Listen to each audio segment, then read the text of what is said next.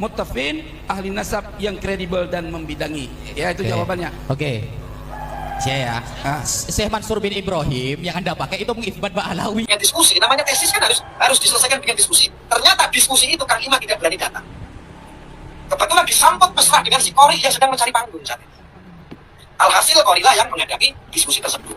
Dalam isi diskusi, jujur saya sebagai pengawal tesis Kang Iman, saya merasa malu. Malu karena berdasarkan argumen si Kori nggak bisa apa-apa. Bisa Anda putar di channel waktu diskusi Banten.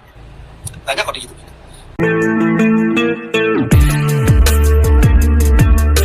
Assalamualaikum warahmatullahi wabarakatuh. Saudara sekalian, berjumpa dan bersua kembali pada channel ini. Pada kesempatan ini kita akan mereaksi ataupun melihat sebuah pernyataan Gus Arya yang mengatakan saya malu menjadi pengawalnya tesis Kiai Iman.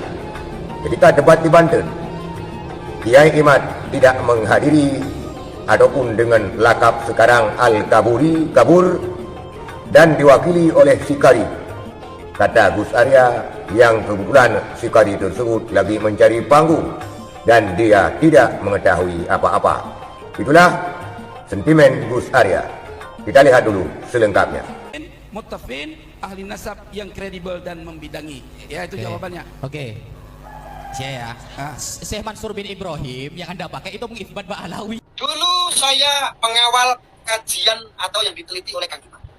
Saya memiliki deadline-nya itu ketika dulu ada diskusi di Banten. Tetapi faktanya yang saya kawal, Allah itu sayang sama saya. Ketika di Banten itu, deadline yang mestinya itu diselesaikan dengan diskusi, namanya tesis kan harus diselesaikan dengan diskusi. Ternyata diskusi itu Kang Iman tidak berani datang. Kebetulan disambut mesra dengan si Kori yang sedang mencari panggung saat itu. Alhasil Korilah yang menghadapi diskusi tersebut. Dalam isi diskusi, jujur saya sebagai pengawal tesis Kang Iman, saya merasa malu. Malu karena berdasarkan argumen si Kori nggak bisa apa-apa. Bisa Anda putar di channel waktu diskusi Banten. Banyak kok di YouTube. Lalu semenjak itu saya bilang, Kang Iman nggak mau selesaikan. Oh, alah ini ternyata pencot. Pencot itu ya petas cocok di medsos saja. Akhirnya saya keluar karena apa? Saya melihat, mempertimbangkan. Dari sebelah sana saya lihat. Saya tidak mau seperti Dajjal yang melihat dari sebelah mata. Saya harus melihat mata, dua-duanya saya melihat apa yang terjadi. Sebelah sana saya lihat orang yang antitesis dengan yang protesis, saya lihat semuanya. Tesis dengan antitesis dari orang-orang itu saya pelajari semua. Oh ternyata, saya baru ketemu, saya simpulkan. Ternyata jawabannya seperti ini. Yang kedua, saya pertimbangkan lagi. Ini banyak manfaatnya atau banyak mudaratnya. Saya langsung tanya kepada guru saya, kiai saya, bahwa betul nggak ya kiai? Ini kajiannya Kang Iman, tesisnya itu betul bahwa tentang Habib itu begini. Jawaban dari guru saya adalah sederhana. Yang disebut betul itu kalau sudah ditakik. Yang disebut betul itu kalau sudah disetujui, sudah distempel. Kata dari guru saya, dari kiai saya. Saya pikir-pikir lagi. Tetapi faktanya ini belum selesai, kiai. Ya, makanya belum selesai tesisnya, tetapi orang sudah ujaran kebencian. Akhirnya mainnya di framing seolah-olah ini benar. Terjadilah konflik. Ada pengusiran Habib di Indonesia, usir para Habib. Kerutuk NU. Terus orang-orang, nah ini yang terjadi. Akhirnya saya cermati, saya timbang-timbang. Terus guru saya bertanya, coba sampai dikaji lagi. Banyak manfaatnya atau mudaratnya? Dia kiai, banyak mudaratnya. Kalau mudaratnya tinggalkan. Itulah pernyataan Gus Arya yang memang dulunya bergabung dengan skuad Kiai Iman dan juga Gus Fuad Teret. Tetapi sekarang dia membelakangi Kiai Iman dan Fuad Teret yang dinilainya anak kemarin sore. Gus Arya pernah menyatakan bahwa Kiai Iman dan Gus Fuad Teret anak kemarin sore, dan dia merasa menyesal meninggalkan ulama-ulama yang terdahulu, kata Gus Arya.